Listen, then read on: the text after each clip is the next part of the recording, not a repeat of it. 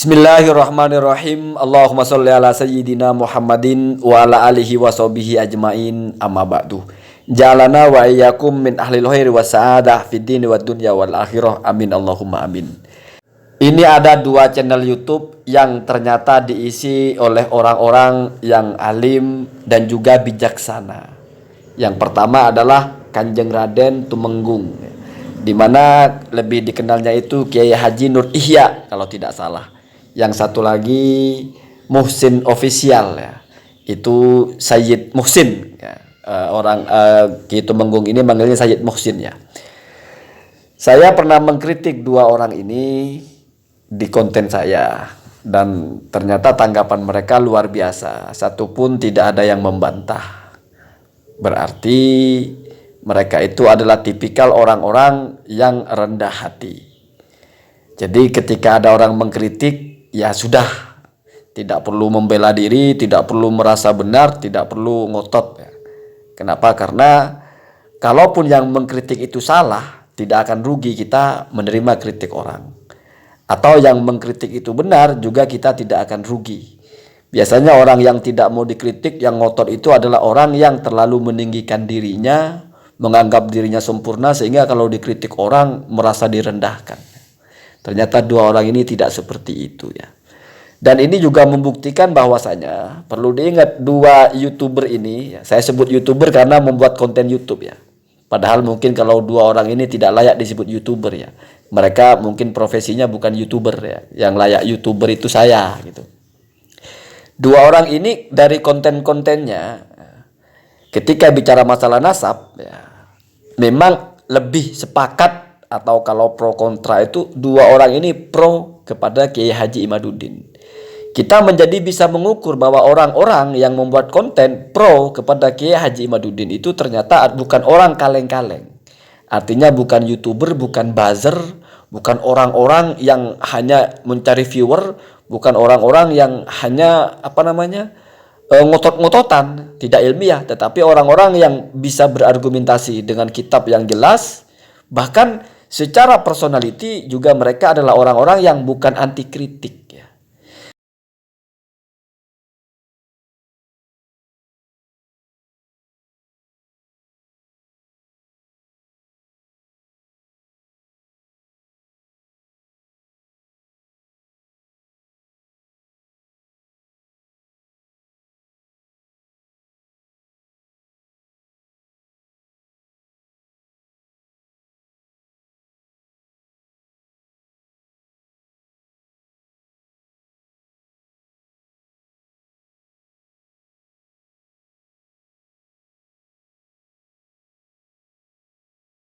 Tapi saya agak terusik dengan kalimatnya Kiai Haji Nur Ihya ini, atau Kanjeng Raden Tumenggung ini, ketika dia bilang saya jauh lebih alim dan dia tidak sampai 1 dan saya 100. Oh, enggak begitu Pak Kiai Haji ya.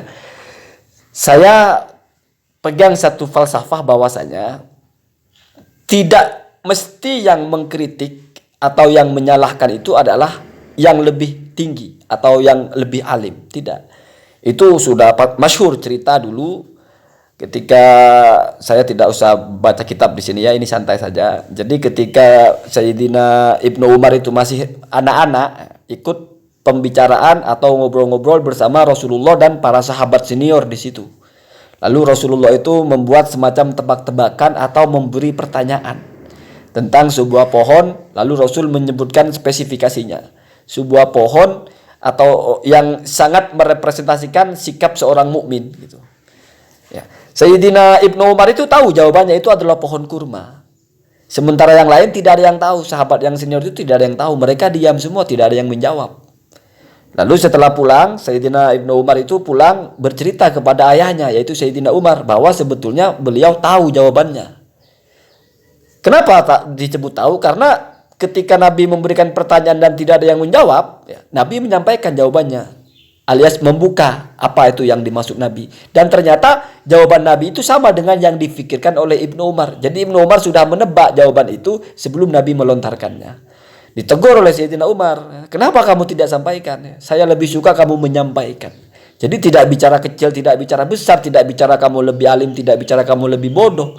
Kenapa? Karena tidak semua orang itu tahu semua hal, ya, sealim apapun. Kalau bahasanya Ibnu Hajar itu qad ya'rifu as-saghiru ma la ya'rifu al-kabiru. Kira-kira begitu kalau saya alih bahasakan ke bahasa saya ya. Terkadang orang-orang yang kecil itu bisa secara usia, bisa juga maksudnya adalah secara keilmuan. Nah, kalau konteksnya Ibnu Hajar itu keilmuan ya. Jadi terkadang apa yang tidak diketahui oleh orang-orang alim itu diketahui justru oleh orang yang tidak alim. Ya. Kenapa? Karena walaupun alim tidak mungkin tahu semua. Artinya kadang ada hal yang mereka tidak tahu dan yang kecil ini tahu. Bahkan ada satu kisah ya. Kisah yang masyhur sebetulnya itu seorang anak gitu yang diremehkan ya, karena masih kecil kok mau ikut-ikutan di rapat orang-orang besar, lalu menyampaikan pendapat pula begitu kan. Dianggap kamu masih kecil, ngapain kamu ikut nimbrung bahkan menyampaikan pendapat di forum orang-orang besar seperti ini. Nah, orang itu menyampaikan argumentasi atau membantah dengan bantahan yang indah sekali ya. Kata dia, walaupun saya kecil, tidak mungkin saya itu sekecil burung hut-hut ya. Dan walaupun semua di sini besar, juga tidak mungkin sebesar Nabi Sulaiman. Artinya kecil besar ini dalam keilmuan ya. Saya memang kecil, tapi tidak mungkin saya lebih bodoh dari burung hut-hut. Dan kalian di sini yang besar-besar, yang orang-orang alim ini memang alim, tapi tidak mungkin lebih alim dari Nabi Sulaiman. Dan faktanya, ya, begitu pedenya hut-hut itu berkata, ahottu bima lam tuhid. Wahai Nabi Sulaiman, saya mengetahui apa yang tidak Anda ketahui. Dan Nabi Sulaiman pun fine-fine aja dan menerima pemberitahuan itu, yaitu tentang singgasananya Ratu Bilqis. Nah, gitu ya. Itu cerita saja, cerita ringan saja. Ala kulli hal ya, terima kasih kepada dua orang ini sudah memberikan teladan yang baik. Bahwasanya kita dikritik orang itu tidak pernah akan bermakna kita direndahkan. Kecuali kita sombong merasa tahu semua hal. Sehingga ketika ada yang mengkritik kita, dianggap dia ingin pamer, ingin menunjukkan kita rendah. Oh tidak begitu ya. Tidak ada orang menilai seseorang itu dari harus tahu semua baru disebut hebat. Tidak mungkin begitu ya. Orang itu, keilmuan itu, ukurannya bukan semua yang kamu tahu saya tahu, bukan begitu. Tetapi tetap saja ada grade-nya. Kamu menguasai apa saja, tahu apa saja. Di mana yang di bawahnya pun mungkin ya, grade-nya tidak yang di atasnya, tetapi kebetulan dia tahu apa yang tidak diketahui oleh yang di atasnya. Itu hal-hal yang biasa saja ya. Hal-hal yang lumrah terjadi. Bahkan ada satu bait yang populer itu, satubdi lakal ayyamu ma kunta jahilan wa ya'tika bil ahbari man lam tuzawwidi. Mungkin di suatu waktu ya, al-ayyam atau putaran hari itu atau masa itu akan memberikan kamu sebuah pengetahuan di mana kamu sebelumnya tidak tahu. Dan yang dimaksud dengan hari tersebut adalah wa ya'tika bil akhbari, dan yang datang kepadamu membawa berita man lam tuzawwid adalah orang yang tidak mengunggulimu ya, atau orang yang kau memandangnya bukan orang unggul. Jadi begitu ya, begitu. Itulah manusiawi namanya. Semua orang itu mesti kadang kita tidak tahu dan orang yang di bawah kita tahu. Makanya adalah kesombongan kalau kita merasa ketika dikritik orang itu, tidak mungkin saya salah ya. Itu kesombongan ya. Kecuali memang punya argumentasi.